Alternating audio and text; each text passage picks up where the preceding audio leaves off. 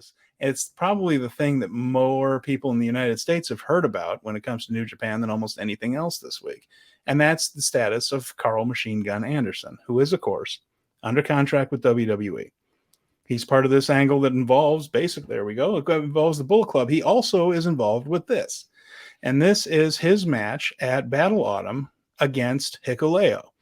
This is for the Never Openweight Championship that Karl Anderson won and has recently defended. And his next one is against Hikuleo, a man who New Japan is pushing pretty hard lately. Now, he ended up double booked. WWE has their Saudi Arabia show, so they've got blood money to make, and Paul has to make sure that they do it. And he has booked the Good Brothers and AJ Styles against the Judgment Day faction, Finn Balor, Damian Priest, and I guess it's going to be Dominic Mysterio in that match, I think. I believe it is. I understand you can't have Rhea Ripley in that match for a multitude of reasons, some involving Saudi Arabia, some not, but she'd be a much better worker than Dominic. But so what have we seen? Now, at first, it looked like, wow, there's this new era with WWE where they're going to let this guy go and probably drop his title, and then there's been some things about Bullet Club being in WWE, although we're not calling it Bullet Club, we're calling it the OC. This week, it looks like he's not going to be at Battle Autumn, and it's curious the way this is going. Now, if this were a thing where WWE just said, nope, never mind, we changed our mind, you're not going back to drop that belt, I feel like it would be quieter than it is. And what I mean by that is Karl Anderson and Doc Gallows went on social media and did an in-character interview, Jeremy, which I thought was interesting, an in-character thing where they said, hey, New Japan, you didn't run this through Gallows, is what Anderson was saying. He's my manager. He handles all this stuff. You didn't do it right, so I'm not going to be there. I'm booked. Now, of course, that match with Hikuleo was booked long before the show in Saudi Arabia was, and then this came out from Takami Obari. And Jeremy, what do you make of this? Now, he's saying we're doing all we can to ensure every signed match in Osaka on November 5th happens as promised. We expect all wrestlers, especially champions, to honor their advertised commitments. This has happened before, and New Japan hasn't said a peep about it. They've just stripped the guy of the title. Doesn't the fact that all of this is kind of going on in public and that Hikuleo is still cutting promos about Karl Anderson, doesn't this make you think that this match might not happen at Battle Autumn, but it feels like it's still going to happen, doesn't it? Honestly, I don't think it's going to happen. I don't think Karl Anderson's going to be wrestling another match for New Japan. Look, this tweet right here, this tweet doesn't go public unless they've made progress, and they haven't made any progress in getting anywhere. This is the kind of thing that you talk about and you insist if you have the contracts and you have the stuff in writing of what they're supposed to do. I don't think they have Karl Anderson locked down in writing, and that dude is a mercenary. He's a mercenary in the ring, and he's a mercenary outside of the ring. What I will say is I think it's hilarious that I'm not sure if it's true or not that Luke Gallows is actually his business manager. It is entirely possible. It's possible, but that was certainly in character, though. Absolutely. And the whole thing, when you're watching it, you're like, there's no seriousness to this. Like, you are firmly tongue-in-cheek in the wrestling world when you are reading and watching all of this. Yeah. But the read for me is that this match is not happening. They'll get the title back at some point. They might just get another copy of the title and just keep using that and just keep it. You're good. So what do you think is going on, though? Because if that is true, if WWE just said, look, we've changed our mind, we're not going to send him back over there, or whatever happened, maybe they never agreed fully to send him back over there in the first place. Who knows? We don't know.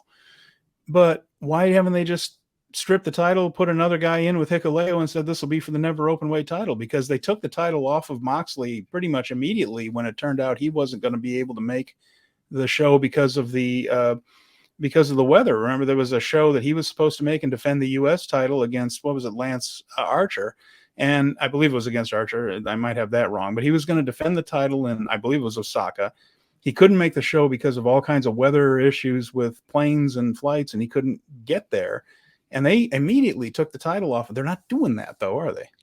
No, and the reason for me is I believe that New Japan might also believe that the accountability is on them rather than the performer, if that makes any sense. While they hold Karl Anderson responsible for dropping the title, whatnot, there may be some nuance here that they aren't exactly on solid ground with how they've conducted their business to make sure that it was ironclad that he was to do what he was supposed to do. That's the only thing that sticks out to me around this whole thing, in that their position is not firm. And so, yeah, that's why I look at this tweet and think, wow, they're making this declaration in public rather than having negotiations behind the scenes with WWE and Karl Anderson. So things don't seem smooth. I don't expect the match to happen. I'll be pleasantly surprised if business can be done and cooperated, because frankly, all of wrestling is better when there's cooperation among the companies. When you can do that, I don't care if it's WWE and AEW. It's dumb when they have petty differences and hang-ups that prevent things from being as cool as they can be. But in this case, I feel like New Japan made a mistake and they're just trying to scramble to make it right. I don't know. It feels to me, especially because Hikuleo continues to talk trash about Anderson, saying you're afraid of me and things. Again, those backstage comments are part of canon, so to speak, in New Japan. Sure. Those are in character. Those are part of the story, and very little is said back there.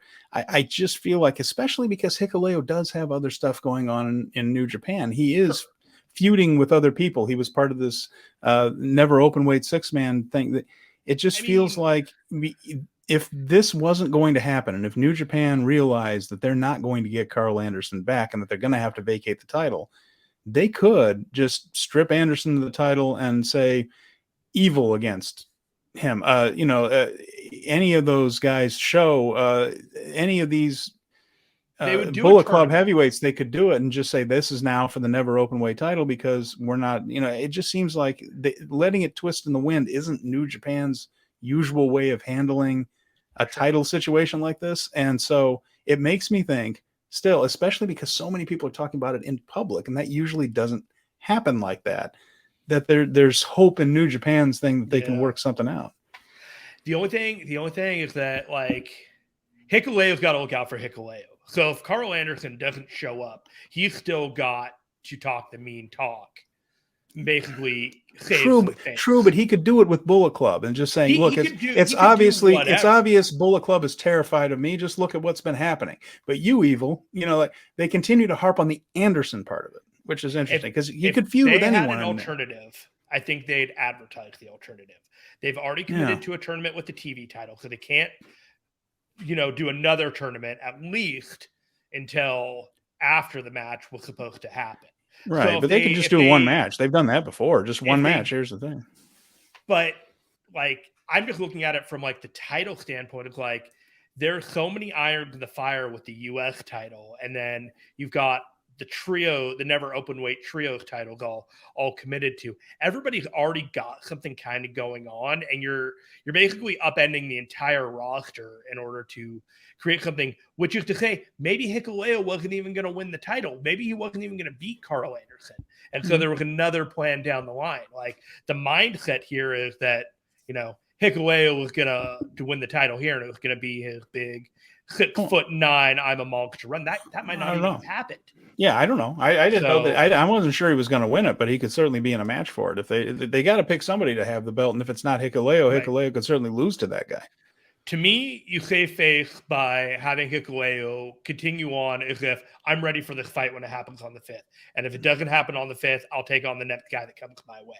And then he squashes them.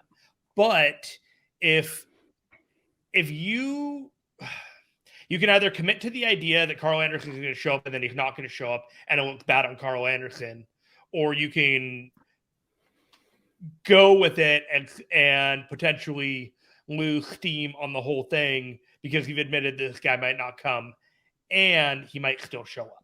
There's so many things that are just it's such a messy, complicated thing that it never should have happened in the first place.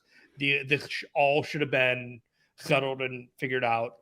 I I look at it and I think Karl Anderson did what Karl Anderson is going to do, and he went to get paid and fine, whatever.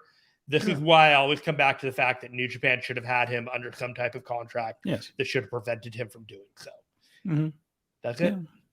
And we'll see what they end up doing with it and how it all turns out. It would be an interesting way for WWE also to, if they sent Anderson back over there to do it, just to mess with AEW a little bit and start cooperating with New Japan, just to put a little bit of insecurity in the AEW locker room a little bit more. I don't know, man. WWE has done some real damage to the potential working relationship. I understand that, but if they did just say, "Hey, look, we got to do the Saudi Arabia show, but we'll send it for something else," and then to cooperate a little bit with them, and just hey, Tony Khan, we're working with New Japan too, it's like it would be so WWE just to mess with them a little bit like that, because they keep counter programming and things like that. Like offer Ricochet for Best of the Super Juniors again. It'd be fun.